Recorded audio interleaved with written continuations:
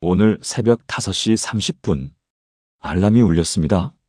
기도하려고 일어났지만 무릎을 꿇는 순간 한숨만 나왔습니다. 오늘은 뭐라고 기도하지? 입술을 열었지만 맴도는 말은 똑같습니다. 하나님, 저를 도와주세요. 제 기도를 들어주세요. 5분도 채 안 돼서 기도가 끝나버렸습니다. 그런 경험 있으신가요? 예전에는 30분, 1시간도 기도할 수 있었는데 요즘은 10분도 버티기 힘드신가요? 기도 제목은 많은데 정작 기도하려면 입이 막히시나요? 하나님께 드릴 말이 없어서 같은 말만 반복하고 계신가요? 솔직히 고백하겠습니다. 저도 그런 새벽이 많았습니다. 목사이면서도 기도 제목만 나열하다 지쳐버리는 날들이 있었습니다. 하나님, 교회를 축복해 주세요. 성도들을 지켜주세요. 아픈 분들을 고쳐주세요. 매일 똑같은 기도만 반복하다가 무기력해지는 날들이 있었습니다. 그런데 3년 전 한 권사님이 제게 전화를 하셨습니다. 새벽 6시였습니다. 목소리가 떨리고 계셨습니다. 목사님, 기도가 안 나와요. 입만 움직이는데 마음이 안 따라와요. 저 믿음이 없는 걸까요? 그분은 20년 넘게 새벽 기도를 한 번도 빠지지 않으신 분이었습니다. 그런데 최근 6개월간 기도가 막혀서 고통스러워하고 계셨습니다. 저는 그분에게 한 말씀을 나눠드렸습니다. 그리고 2주 후 그분이 다시 전화하셨습니다. 이번에는 목소리가 달랐습니다. 목사님, 회복됐어요. 기도의 문이 다시 열렸어요. 그분이 경험한 것은 무엇이었을까요? 오늘 이 시간 기도가 막혀서 고민하시는 모든 분들께 그 한 말씀을 나누려 합니다. 이 말씀이 여러분의 기도를 회복시키고 막혔던 기도의 문을 활짝 열어줄 것입니다. 지금부터 기도 회복을 위한 7가지 말씀을 함께 나누겠습니다. 첫 번째, 기도가 막힌 건 믿음이 없어서가 아닙니다. 기도가 막히면 가장 먼저 드는 생각이 있습니다. 내 믿음이 부족한가? 하나님이 나를 버리셨나? 내가 뭔가 잘못했나? 그래서 더 열심히 하려고 합니다. 새벽에 더 일찍 일어나고 더 큰 소리로 기도하고 금식도 시작합니다. 하지만 노력할수록 더 지쳐갑니다. 기도는 더 막히고 하나님은 더 멀게 느껴집니다. 왜 그럴까요? 성경은 이렇게 말씀하십니다. 이와 같이 성령도 우리의 연약함을 도우시나니 우리는 마땅히 기도할 바를 알지 못하나 오직 성령이 말할 수 없는 탄식으로 우리를 위하여 친히 간구하시느니라. 로마서 8장 26절입니다. 이 말씀이 무엇을 의미합니까? 우리가 기도할 바를 알지 못하는 것은 지극히 정상이라는 것입니다. 마땅히 기도할 바를 알지 못하나라는 표현을 보십시오. 이것은 우리의 연약함이지 죄가 아닙니다. 믿음이 없어서가 아니라 인간의 한계 때문입니다. 우리는 내일 일도 모르고 하나님의 뜻도 온전히 알지 못하며 무엇이 진짜 필요한지도 잘 모릅니다. 그래서 기도가 막히는 것입니다. 하지만 놀라운 것은 바로 다음 말씀입니다. 오직 성령이 말할 수 없는 탄식으로 우리를 위하여 친히 간구하시느니라. 우리가 기도할 말을 잃었을 때 성령님이 대신 기도하신다는 것입니다. 우리 입술이 막혔을 때 성령님의 탄식이 시작된다는 것입니다. 이것이 얼마나 큰 위로입니까? 작년에 만난 한 집사님 이야기를 나누겠습니다. 김영숙 집사님, 58세, 부산에 사시는 분입니다. 이분은 30년 넘게 신앙생활을 하셨지만 작년에 큰 시련을 겪으셨습니다. 남편이 갑자기 쓰러져서 중환자실에 입원하셨습니다. 그분은 매일 병원에서 기도했습니다. 하지만 입에서 나오는 말은 살려주세요, 살려주세요 뿐이었습니다. 일주일이 지나고 2주가 지나고 한 달이 지났습니다. 같은 기도만 반복하다가 어느 날 기도가 완전히 막혀버렸습니다. 입을 열어도 아무 말도 나오지 않았습니다. 눈물만 흘렀습니다. 그분은 스스로를 책망했습니다. 나는 믿음이 없어. 이런 상황에서도 기도가 안 나오다니. 그런데 어느 날 새벽 이 말씀이 마음에 들어왔습니다. 우리는 마땅히 기도할 바를 알지 못하나 오직 성령이 말할 수 없는 탄식으로 우리를 위하여 친히 간구하시느니라. 그 순간 깨달았습니다. 아, 내가 기도하지 못해도 성령님이 나를 위해 기도하고 계시구나. 그날부터 달라졌습니다. 말을 잃어도 괜찮았습니다. 그냥 하나님 앞에 앉아 있기만 했습니다. 때로는 눈물만 흘렸습니다. 때로는 그냥 침묵했습니다. 하지만 평안이 왔습니다. 성령님이 함께 계시다는 확신이 왔습니다. 그리고 3주 후 남편이 깨어났습니다. 의사들도 놀라워했습니다. 그분은 지금도 말합니다. 내가 기도하지 못했을 때 성령님이 나를 위해 기도하셨어요. 사랑하는 여러분, 기도가 막혔다고 자책하지 마세요. 그것은 믿음이 없어서가 아닙니다. 오히려 성령님이 더 깊이 일하실 기회입니다. 우리가 말을 잃었을 때 하나님의 음성이 더 선명해집니다. 우리가 침묵할 때 성령의 탄식이 더 크게 들립니다. 사랑하는 여러분, 지금 저와 함께 이렇게 기도해 보시겠습니까? 하나님 아버지, 제가 기도할 바를 알지 못할 때가 많습니다. 이것이 제 연약함임을 인정합니다. 하지만 성령님께서 저를 위해 친히 간구하심을 믿습니다. 제 입술이 막혔을 때도 성령님의 탄식이 하나님께 상달됨을 믿습니다. 오늘 제 연약함 가운데 성령님의 도우심을 경험하게 하소서. 예수님의 이름으로 기도합니다. 아멘. 이 기도를 매일 고백해 보세요. 여러분의 기도가 새롭게 시작될 것입니다. 두 번째 기도는 말이 아니라 관계입니다. 우리는 기도를 잘못 이해할 때가 많습니다. 기도를 하나님께 뭔가를 요청하는 것으로만 생각합니다. 그래서 요청할 것이 없으면 기도할 게 없다고 느낍니다. 기도 제목이 떨어지면 기도도 끝난다고 생각합니다. 하지만 기도의 본질은 무엇입니까? 요청이 아니라 관계입니다. 말이 아니라 만남입니다. 예수님은 이렇게 말씀하셨습니다. 그러므로 너희는 이렇게 기도하라. 하늘에 계신 우리 아버지여, 이름이 거룩히 여김을 받으시오며. 마태복음 6장 9절입니다. 주목해야 할 단어가 있습니다. 아버지입니다. 예수님이 가르치신 기도의 첫 단어는 요청이 아니었습니다. 관계였습니다. 하늘에 계신 우리 아버지라는 호칭부터 시작하셨습니다. 왜 그럴까요? 기도는 아버지와 자녀의 대화이기 때문입니다. 자녀가 아버지와 함께 있을 때 항상 뭔가를 요구합니까? 아닙니다. 때로는 그냥 함께 앉아 있습니다. 때로는 침묵하며 아버지의 존재를 느낍니다. 때로는 아버지, 사랑해요라는 말만 합니다. 그것도 기도입니다. 오히려 그것이 가장 순수한 기도입니다. 제가 아는 한 목사님 이야기를 나누겠습니다. 이승호 목사님, 63세, 대구에서 사역하시는 분입니다. 이분은 30년 넘게 목회를 하시면서 매일 새벽 2시간씩 기도하셨습니다. 교회도 부흥했고 많은 열매를 맺으셨습니다. 그런데 5년 전 갑자기 번아웃이 왔습니다. 기도실에 들어가도 할 말이 없었습니다. 기도 제목은 수십 개였지만 입이 열리지 않았습니다. 6개월간 그 상태가 지속됐습니다. 목사로서 너무 괴로웠습니다. 내가 기도도 못하면서 어떻게 설교를 하나? 그래서 모든 사역을 내려놓고 3개월간 안식년을 가지셨습니다. 매일 산에 올라가셨습니다. 기도하려고 하지 않으셨습니다. 그냥 하나님 앞에 앉아 계셨습니다. 처음 일주일은 아무 일도 일어나지 않았습니다. 그냥 앉아 있기만 했습니다. 2주째부터 달라지기 시작했습니다. 말은 하지 않았지만 평안이 왔습니다. 3주째 눈물이 흘렀습니다. 기쁨의 눈물이었습니다. 한 달째 깨달았습니다. 아, 나는 하나님께 보고하고 요청하느라 바빴지 하나님을 만난 적이 없었구나. 나는 하나님의 일꾼이었지 하나님의 자녀로 살지 못했구나. 그날부터 기도가 달라졌습니다.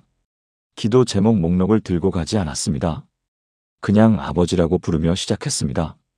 때로는 아버지, 오늘도 만나주셔서 감사합니다라는 말만 했습니다. 때로는 30분 동안 아무 말도 하지 않았습니다. 그런데 신기하게도 기도 시간이 길어졌습니다. 말은 적어졌지만 기도는 깊어졌습니다. 요청은 줄었지만 응답은 늘어났습니다. 2개월째 완전히 회복되셨습니다. 기도의 기쁨이 돌아왔습니다. 3개월 후 교회로 돌아오셨을 때 성도들이 놀랐습니다. 목사님의 눈빛이 달라져 있었습니다. 설교가 달라졌습니다. 전에는 지식을 전했다면 이제는 만남을 나눴습니다. 그분은 지금도 매일 아침 이렇게 기도하십니다. 아버지, 오늘도 만나주셔서 감사합니다. 그리고 조용히 하나님 앞에 앉아 계십니다. 사랑하는 여러분, 기도가 막혔다면 이렇게 해보세요. 요청 목록을 내려놓으세요. 그냥 아버지라고 부르세요. 그리고 하나님의 존재를 느껴보세요. 말이 없어도 괜찮습니다. 아버지는 자녀의 침묵도 사랑하시는 분입니다. 자녀가 옆에 앉아 있는 것만으로도 기뻐하시는 분입니다. 사랑하는 여러분, 지금 저와 함께 이렇게 기도해 보시겠습니까? 하늘에 계신 우리 아버지, 오늘 아버지를 아버지라고 부를 수 있음이 감사합니다. 저는 아버지의 자녀입니다.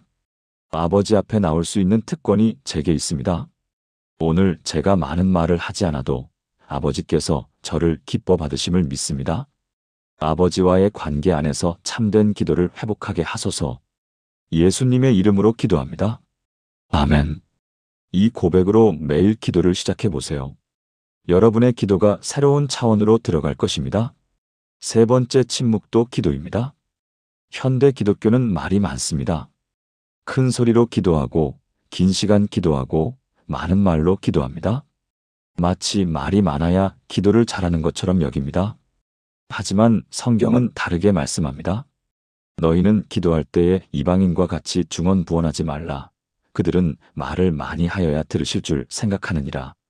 마태복음 6장 7절입니다. 예수님은 분명히 말씀하셨습니다. 말을 많이 한다고 기도가 응답되는 것이 아니라고. 오히려 중언부언하지 말라고 하셨습니다. 그렇다면 진짜 기도는 무엇입니까? 시편은 이렇게 말합니다. 너희는 가만히 있어 내가 하나님 됨을 알지어다. 시편 46편 10절입니다. 가만히 있어라는 표현이 중요합니다. 히브리어 원문으로는 라파인데 놓아버리다, 쉬다, 침묵하다는 뜻입니다. 하나님은 우리에게 가만히 있으라고 하십니다. 침묵 가운데 하나님을 알라고 하십니다. 왜 그럴까요? 우리의 말이 많으면 하나님의 음성을 듣기 어렵기 때문입니다. 우리의 생각이 시끄러우면 하나님의 뜻을 분별하기 어렵기 때문입니다. 침묵은 하나님께 공간을 드리는 것입니다. 침묵은 하나님의 음성을 기다리는 것입니다. 작년에 만난 한 자매님 이야기를 하겠습니다. 박미영 집사님, 52세, 서울에 사시는 분입니다. 이분은 평생 열심히 기도하신 분입니다. 새벽 기도, 철야 기도, 금식 기도 다 하셨습니다. 기도 시간도 매일 2시간 이상이었습니다. 그런데 작년에 큰 결정을 앞두고 계셨습니다. 직장을 그만두고 새로운 사업을 시작할지 말지 고민하셨습니다. 가족들은 반대했습니다. 나이도 있고 리스크도 큰데 왜 안정적인 직장을 버리냐는 것이었습니다. 그분은 매일 2시간씩 기도했습니다. 하나님, 제게 말씀해 주세요. 어떻게 해야 합니까? 가야 합니까? 남아야 합니까? 하지만 응답이 없었습니다. 하나님은 침묵하셨습니다. 3개월이 지났습니다. 기도는 계속했지만 확신이 오지 않았습니다. 그러다가 어느 날 한 말씀이 마음에 들어왔습니다. 너희는 가만히 있어 내가 하나님 됨을 알지어다. 그분은 깨달았습니다. 아, 나는 지금까지 하나님께 말만 했지 듣지 않았구나. 나는 대답을 요구했지 하나님께 공간을 드리지 않았구나. 그날부터 기도가 달라졌습니다. 기도실에 들어가서 아무 말도 하지 않았습니다. 그냥 조용히 앉아 있었습니다. 처음에는 어색했습니다. 5분만 지나도 뭔가 말을 해야 할 것 같았습니다. 하지만 참았습니다. 일주일이 지났습니다. 조용히 앉아 있는 것에 익숙해졌습니다. 2주째 신기한 일이 일어났습니다. 침묵 가운데 평안이 왔습니다. 3주째 마음에 확신이 오기 시작했습니다. 말로 설명할 수 없지만 분명한 확신이었습니다. 지금은 때가 아니다. 1년 더 기다려라. 한 달째 그 확신이 더 강해졌습니다. 결정을 내렸습니다. 직장을 그만두지 않고 1년을 더 준비하기로 했습니다. 가족들도 안심했습니다. 그리고 놀라운 일이 일어났습니다. 6개월 후 회사에서 승진 제안이 왔습니다. 연봉도 30% 올랐습니다. 1년 후 사업을 시작할 수 있는 완벽한 기회가 왔습니다. 충분한 자본도 모았고 좋은 파트너도 만났으며 가족의 동의도 얻었습니다. 그분은 지금 사업을 성공적으로 운영하고 계십니다. 그분은 고백합니다. 침묵 가운데 하나님의 음성을 들었어요. 내가 말을 멈췄을 때 하나님이 말씀하셨어요. 사랑하는 여러분, 기도가 막혔다면 말을 멈추세요. 침묵하세요. 그것도 기도입니다. 오히려 가장 깊은 기도일 수 있습니다. 하나님은 우리의 침묵을 기다리고 계십니다. 우리가 가만히 있을 때 하나님이 일하십니다. 사랑하는 여러분, 지금 저와 함께 이렇게 기도해 보시겠습니까? 하나님 아버지, 오늘 제가 가만히 있겠습니다. 제 말을 멈추고 주님의 음성을 듣겠습니다. 제 생각을 내려놓고 주님의 뜻을 구하겠습니다. 침묵 가운데 주님을 알아가게 하소서. 고요함 가운데 주님의 임재를 경험하게 하소서. 예수님의 이름으로 기도합니다. 아멘. 오늘부터 기도 시간에 침묵을 연습해 보세요. 5분이라도 좋습니다. 아무 말 없이 하나님 앞에 앉아 계세요. 여러분의 기도가 새로운 깊이로 들어갈 것입니다.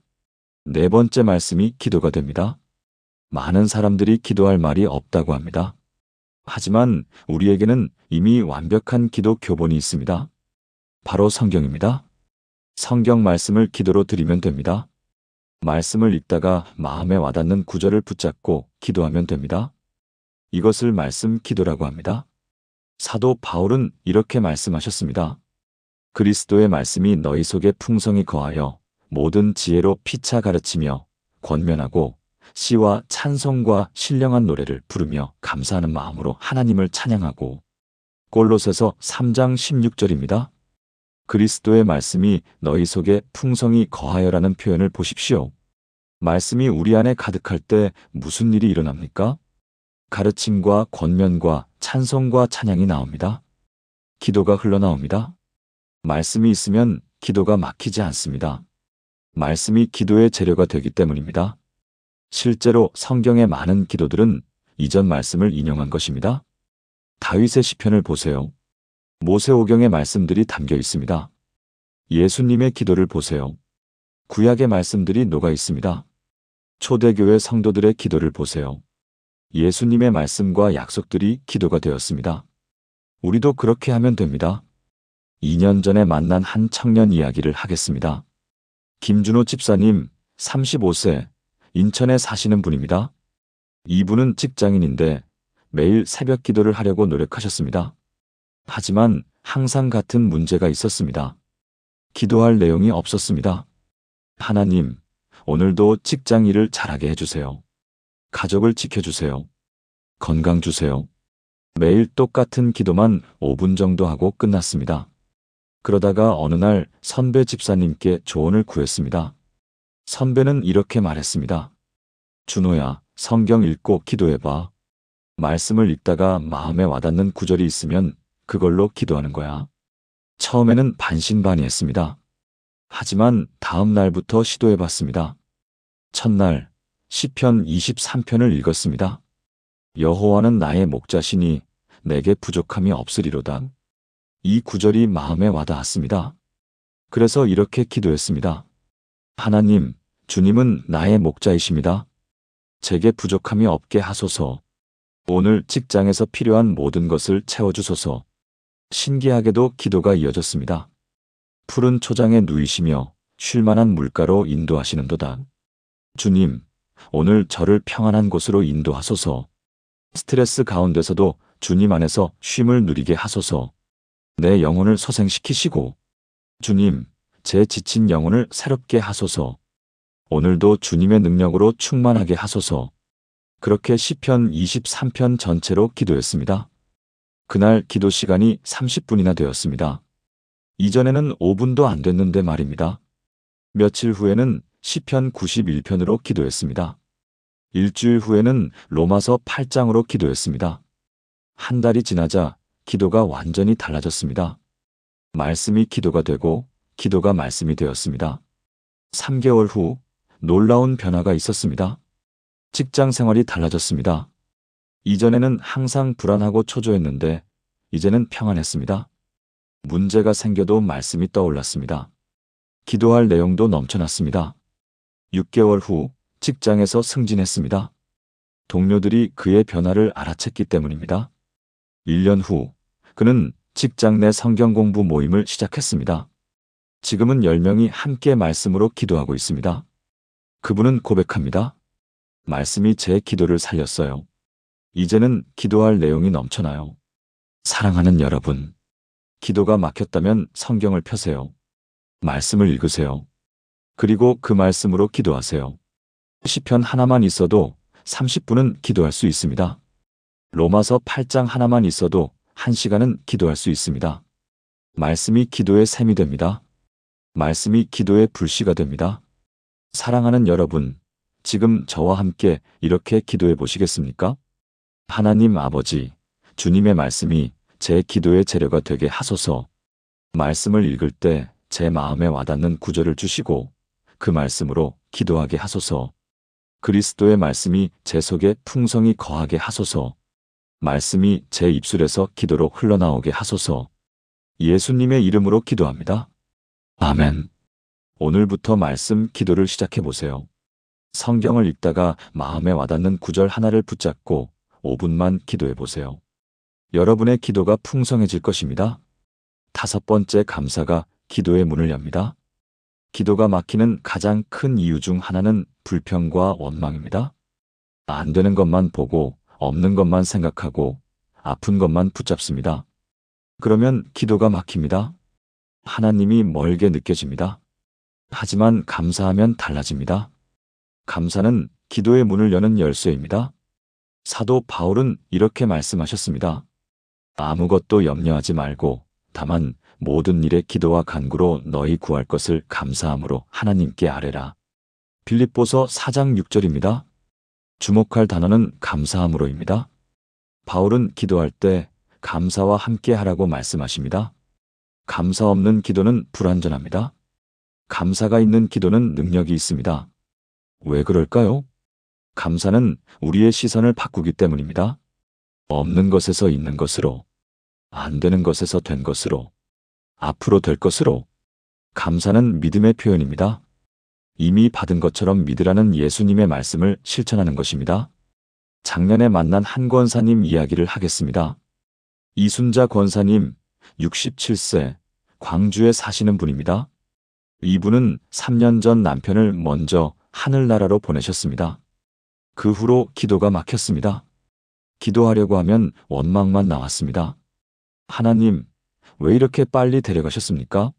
우리 조금만 더 함께 살 수 없었습니까? 눈물만 흘렀습니다. 6개월이 지나도 상황은 나아지지 않았습니다. 교회도 나가기 싫었습니다. 찬양도 할 수 없었습니다. 기도는 더더욱 안 됐습니다. 그러던 어느 날 목사님이 신방을 오셨습니다. 이야기를 듣고 나서 목사님이 말씀하셨습니다. 권사님, 한 가지만 해보세요. 매일 아침 감사 기도를 10개씩 하세요. 아무리 작은 것이라도 좋으니 감사할 것 10개를 찾아서 기도하세요. 권사님은 반발했습니다. 목사님, 무슨 감사를 해요? 남편도 없는데. 하지만 목사님은 부드럽게 말씀하셨습니다. 그래도 해보세요. 딱 일주일만요. 할 수 없이 시작했습니다. 첫날은 정말 힘들었습니다. 감사할 게 하나도 떠오르지 않았습니다. 억지로 짜내서 기도했습니다. 하나님, 오늘 아침 해가 떴습니다. 감사합니다. 하나님, 오늘도 숨 쉴 수 있습니다. 감사합니다. 하나님, 집이 있습니다. 감사합니다. 겨우 10개를 채웠습니다. 둘째 날도 어려웠습니다. 하지만 조금 익숙해졌습니다. 셋째 날 신기한 일이 일어났습니다. 감사 제목이 저절로 떠올랐습니다. 하나님, 어제 딸이 전화했습니다. 감사합니다. 하나님, 이웃집 할머니가 반찬을 주셨습니다. 감사합니다. 일주일이 지났습니다. 마음에 조금씩 평안이 왔습니다. 2주째 놀라운 변화가 있었습니다. 아침에 일어나면 감사할 것이 먼저 보였습니다. 이전에는 남편의 빈자리만 보였는데 이제는 하나님이 주신 것들이 보였습니다. 한 달째 기도가 회복됐습니다.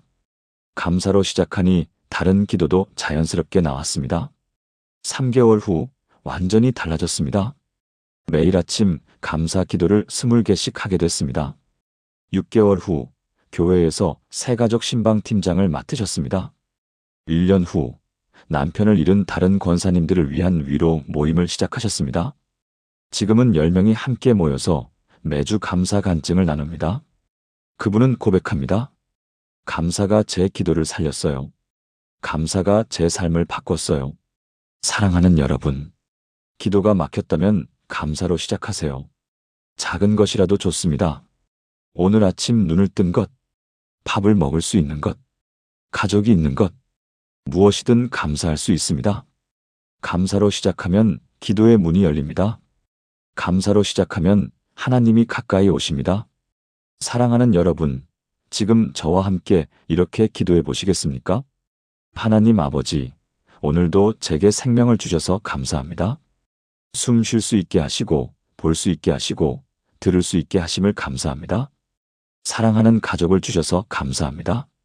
오늘 하루도 주님께서 함께 하심을 감사합니다. 감사함으로 제 기도의 문을 여소서. 감사함으로 주님을 만나게 하소서. 예수님의 이름으로 기도합니다. 아멘. 오늘부터 감사 기도를 시작해 보세요. 매일 아침 감사 제목 10개를 찾아서 기도해 보세요.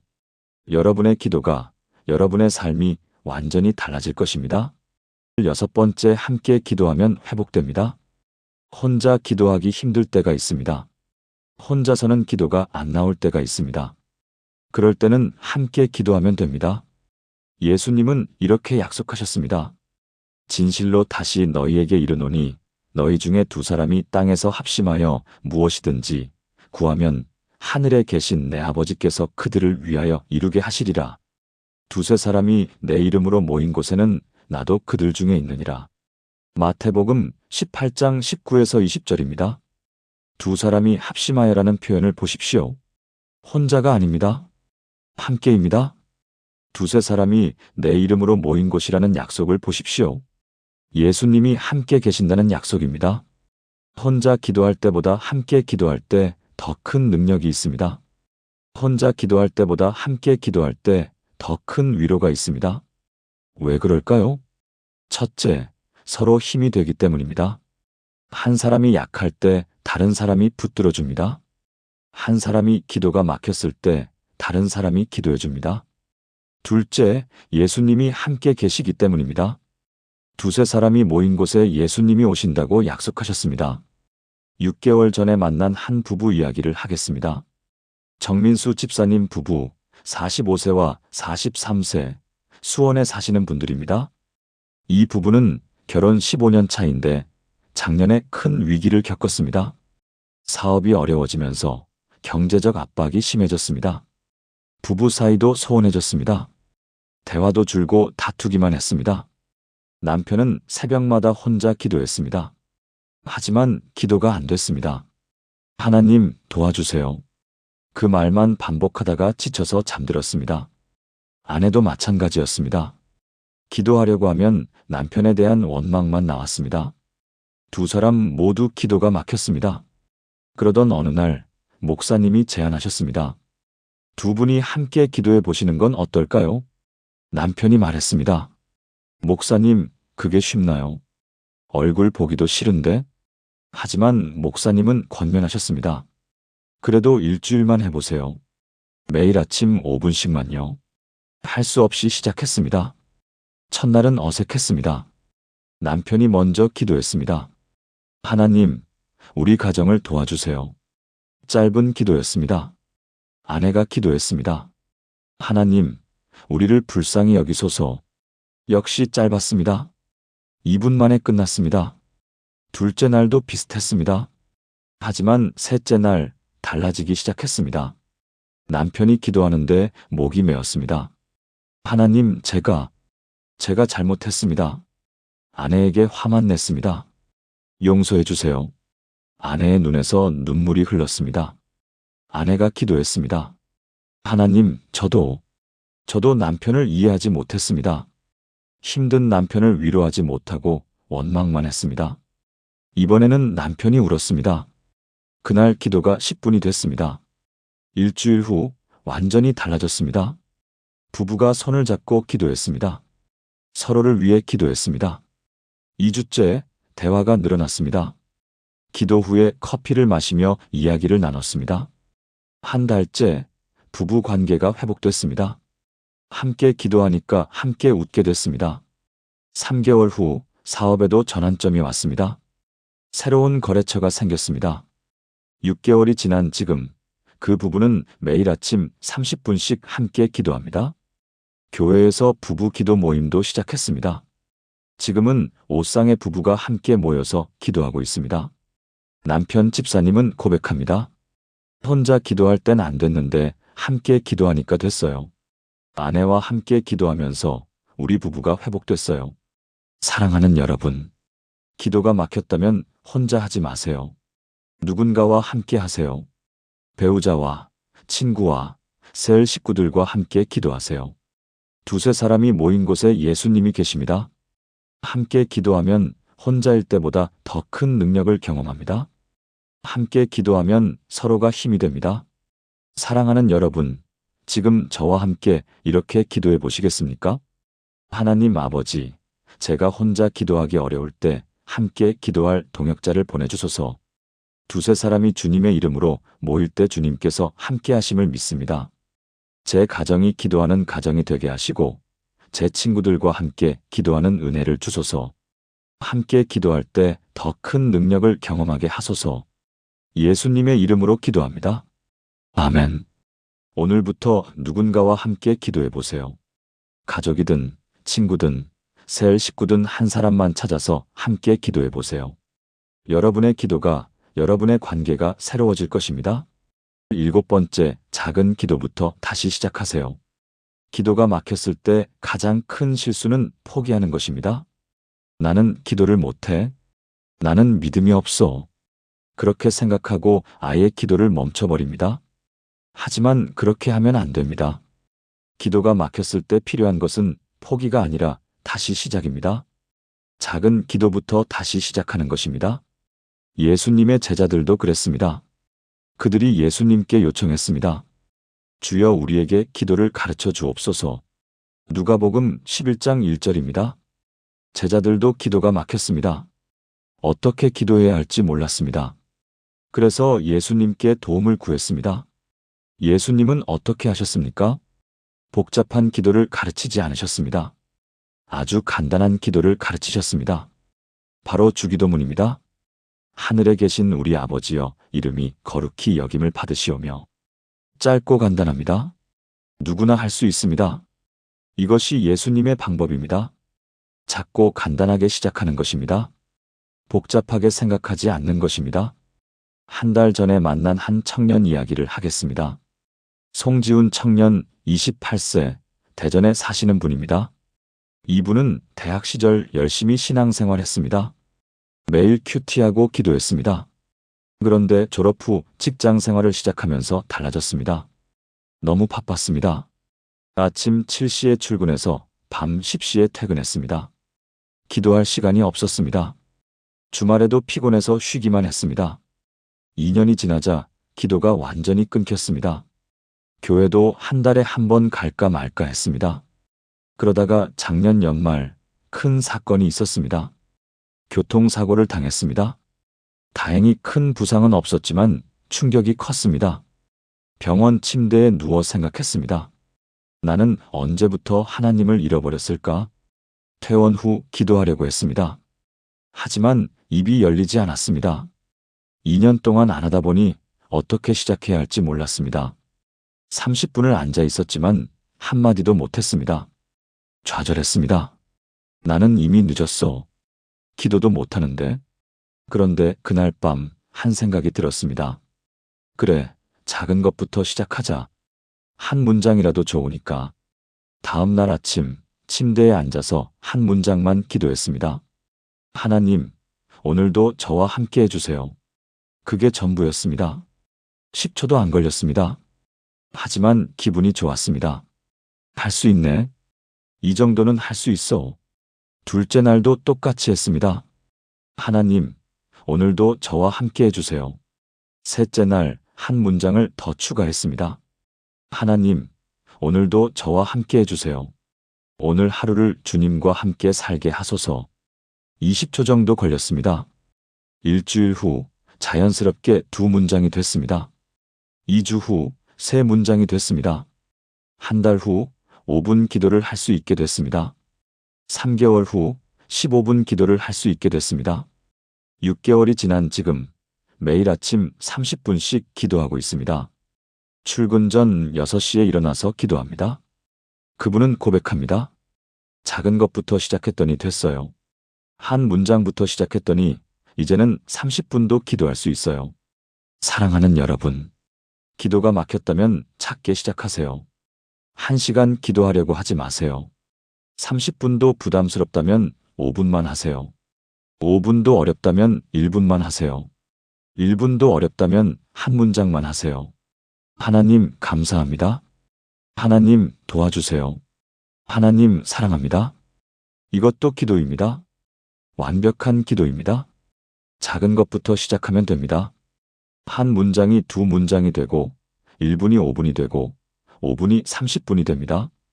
중요한 것은 포기하지 않는 것입니다. 작더라도 계속하는 것입니다.